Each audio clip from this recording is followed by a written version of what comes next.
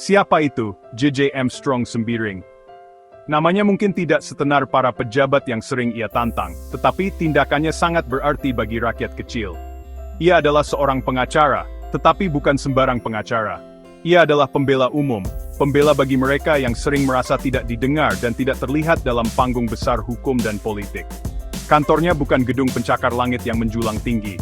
Kantornya adalah jalanan, ruang sidang, dan sungguh, di mana saja ketidakadilan berakar. Selama puluhan tahun, ia telah mendedikasikan hidupnya untuk memperjuangkan hak-hak kaum marginal, menjadi mercusuar harapan bagi banyak orang. Perjalanannya adalah bukti kekuatan seorang individu yang berkomitmen untuk melayani kepentingan umum, secara konsisten memilih jalan perlawanan terhadap kepentingan-kepentingan yang kuat. Kisahnya bukanlah tentang ketenaran instan atau hak istimewa yang diwarisi. Ini adalah kisah yang dibangun dari bawah, kasus demi kasus, perjuangan demi perjuangan. JJ Armstrong Sembiring memilih jalan yang sulit di dunia hukum. Alih-alih mengejar kasus-kasus korporat yang menguntungkan, ia membenamkan dirinya dalam hukum kepentingan publik. Ini adalah bidang di mana kemenangan tidak diukur dari keuntungan finansial, tetapi dari dampak nyata pada kehidupan masyarakat. Ia mewakili petani yang tanahnya terancam, pedagang kaki lima yang menghadapi penggusuran, dan warga negara yang mempertanyakan kebijakan pemerintah yang tidak adil.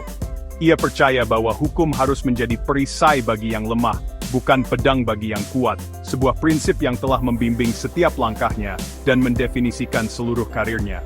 Esai ini akan membawa Anda melalui perjalanan karirnya yang luar biasa. Kita akan melihat momen-momen penting yang membentuknya sebagai seorang pengacara dan sebagai figur publik. Kita akan melihat bagaimana ia berdiri bahu-membahu dengan 150 pedagang kaki lima di Bandung, memberikan mereka suara melawan pihak berwenang. Kita akan menjelajahi perannya dalam gerakan politik dan sosial yang signifikan, mulai dari menantang hasil pemilihan, hingga melawan privatisasi hak asasi manusia yang mendasar air.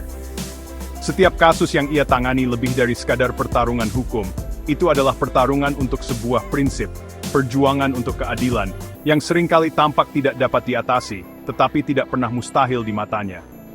Ia menunjukkan kepada kita bahwa keberanian bukanlah ketiadaan rasa takut, tetapi kemauan untuk bertindak meskipun ada rasa takut. Melalui tindakannya, JJ Armstrong Sembiring telah mengukuhkan warisannya sebagai pembela publik sejati. Ia adalah seorang pengacara yang benar-benar melayani rakyat, pro bono publico, demi kebaikan di publik. Karyanya mengingatkan kita bahwa perjuangan untuk keadilan adalah maraton, bukan lari cepat. Ini membutuhkan ketekunan, dedikasi yang tak tergoyahkan, dan rasa empati yang mendalam terhadap penderitaan orang lain. Ia telah menghadapi raksasa, perusahaan-perusahaan kuat, institusi pemerintah, dan kepentingan politik yang mengakar. Namun, ia tidak pernah mundur. Kisahnya adalah inspirasi, pengingat bahwa hukum di tangan yang tepat dapat menjadi alat yang ampuh untuk perubahan sosial dan penjaga hak-hak rakyat terhadap segala bentuk penindasan. Tahun 2001 menandai titik balik yang signifikan dalam karir JJ Armstrong Sembiring, mendefinisikan jalannya sebagai pembela rakyat kecil. Di kota Bandung yang ramai, sekitar 150 pedagang kaki lima menghadapi krisis. Mereka terancam penggusuran, mata pencarian mereka tergantung di ujung tanduk. Mereka bukanlah pemilik bisnis yang kuat, mereka adalah pedagang kecil, keluarga yang berusaha mencari nafkah dengan jujur. Ketika tidak ada orang lain yang mau mendengarkan, Armstrong maju. Ia menjadi perisai hukum mereka, suara pembangkang mereka terhadap kebijakan yang mereka rasa tidak adil. Ia tidak melihat mereka hanya sebagai klien. Ia melihat mereka sebagai orang-orang yang layak mendapatkan martabat dan kesempatan yang adil. Ia berdiri bersama mereka, bukan di atas mereka. Ini bukanlah pertarungan yang mudah. Ia berhadapan dengan birokrasi kota, lawan yang tangguh bagi seorang pengacara muda. Tetapi Armstrong mengorganisir para pedagang, mendidik mereka tentang hak-hak mereka, dan mewakili mereka dengan tekad yang kuat. Ia berpendapat bahwa kegiatan ekonomi mereka adalah bagian penting dari kehidupan kota, bukan masalah yang harus dihapus. Kasus ini adalah pembaptisan apinya di dunia advokasi publik. Ini mengajarkan kepadanya pentingnya pengorganisasian akar rumput dan kekuatan tindakan kolektif. Keberhasilannya dalam membantu pedagang Bandung mengamankan tempat mereka adalah kemenangan kecil dalam skala, tetapi itu adalah pernyataan monumental tentang komitmennya terhadap keadilan sosial. Reputasinya sebagai advokat yang tak kenal takut tumbuh. Pada tahun 2002, ia mengambil peran penting lainnya sebagai penasihat hukum Forum Calon Gubernur dan Wakil Gubernur Jakarta. Ini adalah jenis pertarungan yang berbeda, yang terjadi di arena politik, tetapi prinsip intinya tetap sama, memastikan keadilan dan transparansi dalam proses yang memengaruhi publik.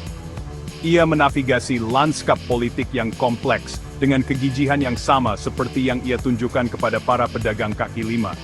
Ia membuktikan bahwa keahlian hukumnya dapat diterapkan untuk membela prinsip-prinsip demokrasi sama efektifnya dengan membela hak-hak ekonomi. Ia bukan hanya seorang pengacara, ia menjadi penjaga kepentingan publik dalam berbagai bentuknya.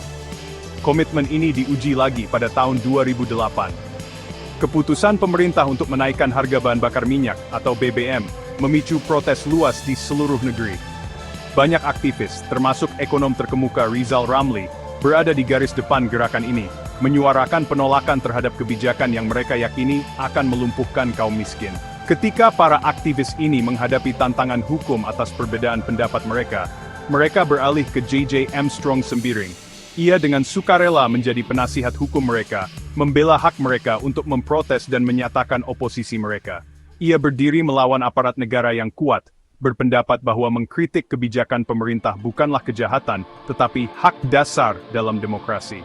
Keterlibatannya menegaskan posisinya sebagai pengacara yang diandalkan oleh para aktivis dan mereka yang berani menantang status quo.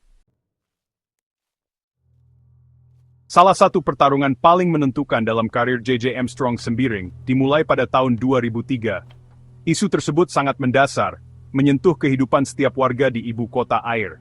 Pemerintah Provinsi Jakarta telah memutuskan untuk memprivatisasi pengelolaan pasokan air kota, menyerahkan kendali kepada perusahaan swasta yang bermitra dengan asing. Bagi Armstrong, ini adalah garis merah. Ia percaya bahwa air adalah hak asasi manusia, barang publik yang seharusnya tidak pernah dijadikan komoditas demi keuntungan. Ia melihat potensi kenaikan harga dan akses yang tidak merata, di mana kaum miskin akan paling menderita. Ia menolak untuk hanya berdiri dan menyaksikan hal ini terjadi. Ini bukanlah pertarungan yang bisa ia menangkan hanya dengan protes. Itu harus diperjuangkan di pengadilan. Armstrong memulai tantangan hukum yang berani. Ia mengajukan gugatan tidak hanya terhadap Gubernur Jakarta, tetapi juga terhadap mitra asing swasta dari perusahaan air kota, PDM Jaya. Ini adalah konfrontasi langsung dengan kepentingan korporasi dan negara yang kuat. Gugatannya berpendapat bahwa perjanjian privatisasi merugikan kepentingan publik dan melanggar kewajiban konstitusional negara untuk mengendalikan sumber daya yang vital bagi rakyat. Itu adalah pertarungan hukum yang kompleks dan sulit, membutuhkan penelitian yang cermat dan tekad yang tak tergoyahkan melawan lawan dengan sumber daya yang jauh lebih besar. Perjuangan tidak berhenti dengan satu gugatan. Armstrong memahami bahwa masalahnya berakar pada hukum nasional. Ia, bersama dengan aktivis lainnya, meningkatkan pertarungan ke pengadilan tertinggi di negara itu, Mahkamah Konstitusi. Mereka mengajukan uji materi Undang-Undang Nomor 7 Tahun 2004 tentang sumber daya air. Mereka berpendapat bahwa undang-undang itu sendiri membuka pintu bagi komersialisasi air secara luas, bertentangan dengan semangat Undang-Undang Dasar tahun 1945, yang mengamanatkan bahwa bumi, air dan sumber daya alam dikuasai oleh negara untuk sebesar-besarnya kemakmuran rakyat. Ini adalah upaya hukum yang monumental, bertujuan untuk membongkar kerangka hukum yang memungkinkan privatisasi air. Perjuangan yang panjang dan gigih ini menunjukkan pemikiran hukum strategis Armstrong dan prinsip-prinsipnya yang mendalam. Ia berjuang tidak hanya untuk warga Jakarta, tetapi untuk seluruh rakyat Indonesia. Pertarungan melawan privatisasi air menjadi simbol perjuangan yang lebih besar antara hak-hak publik dan kepentingan korporasi. Tindakannya menginspirasi gerakan warga dan membawa perhatian nasional pada masalah penting kedaulatan sumber daya. Meskipun proses hukumnya panjang dan berliku, keberaniannya untuk memulai pertarungan ini mengukuhkan reputasinya sebagai pengacara yang akan menghadapi raksasa apapun untuk membela hak-hak paling dasar publik. Ia berjuang agar setiap tetes air tetap berada di tangan rakyat. Perjuangan J.J. Armstrong Sembiring untuk keadilan meluas jauh ke dalam inti proses demokrasi Indonesia. Tahun 2004 adalah masa krusial bagi bangsa, karena saat itu diadakan pemilihan presiden langsung pertama. Namun, prosesnya tidak tanpa kontroversi. Bersama aktivis politik terkemuka Sri Bintang Pamungkas, Armstrong melangkah ke arena hukum untuk menantang sistem itu sendiri. Mereka prihatin dengan keadilan dan integritas pemilihan, percaya bahwa aturan yang ada tidak menjamin hasil yang benar-benar demokratis. Target pertama mereka adalah Komisi Pemilihan Umum, atau KPU, badan yang bertanggung jawab untuk menyelenggarakan pemungutan suara. Mereka mengajukan gugatan terhadap KPU, menuntut akuntabilitas dan transparansi. Ini lebih dari sekadar keluhan tentang kesalahan prosedural. Armstrong dan Sri Bintang Pamungkas membawa perjuangan mereka ke tingkat konstitusional. Mereka mengajukan uji materi Undang-Undang Nomor 23 Tahun 2003 tentang Pemilihan Umum Presiden dan Wakil Presiden, atau UU Pilpres, di Mahkamah Konstitusi. Mereka menantang pasal-pasal tertentu dalam undang-undang yang mereka yakini tidak demokratis dan dapat menghilangkan hak pilih atau menciptakan persaingan yang tidak adil bagi kandidat. Ini adalah serangan pendahuluan, upaya untuk memperbaiki sistem sebelum dapat mengecewakan rakyat. Ini menunjukkan pendekatan proaktif Armstrong, menggunakan hukum tidak hanya untuk memperbaiki ketidakadilan, tetapi juga untuk mencegahnya. Tantangan hukum ini adalah tindakan penting dalam menjaga demokrasi. Menghadapi KPU dan menantang undang-undang pemilihan presiden membutuhkan keberanian yang luar biasa. Mereka mempertanyakan dasar-dasar dari sebuah latihan politik besar, mengundang pengawasan dan potensi reaksi balik dari kekuatan politik yang kuat. Namun, bagi Armstrong, risiko itu sekunder dibandingkan prinsip yang dipertaruhkan. Ia percaya bahwa demokrasi yang sehat membutuhkan kewaspadaan yang konstan, dan kemauan untuk menantang institusinya untuk memastikan bahwa mereka tetap setia pada tujuan mereka. Karyanya di bidang ini menggarisbawahi perannya sebagai pengawas konstitusional, melindungi integritas suara rakyat. Dari jalanan Bandung hingga aula Mahkamah Konstitusi yang sakral, karir J.J. Armstrong Sembiring melukiskan gambaran yang jelas. Ini adalah potret keberanian yang tak tergoyahkan dan komitmen yang tak henti-hentinya terhadap keadilan.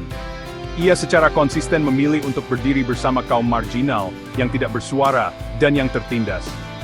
Baik berjuang untuk hak pedagang kaki lima untuk bekerja, hak warga negara atas air bersih, atau hak bangsa atas pemilihan yang adil, misinya tetap sama untuk memastikan bahwa hukum melayani rakyat. Perjalanannya adalah pengingat yang kuat dan menginspirasi bahwa satu orang yang dipersenjatai dengan keberanian dan keyakinan memang dapat membuat perbedaan besar dalam perjuangan untuk masyarakat yang lebih adil.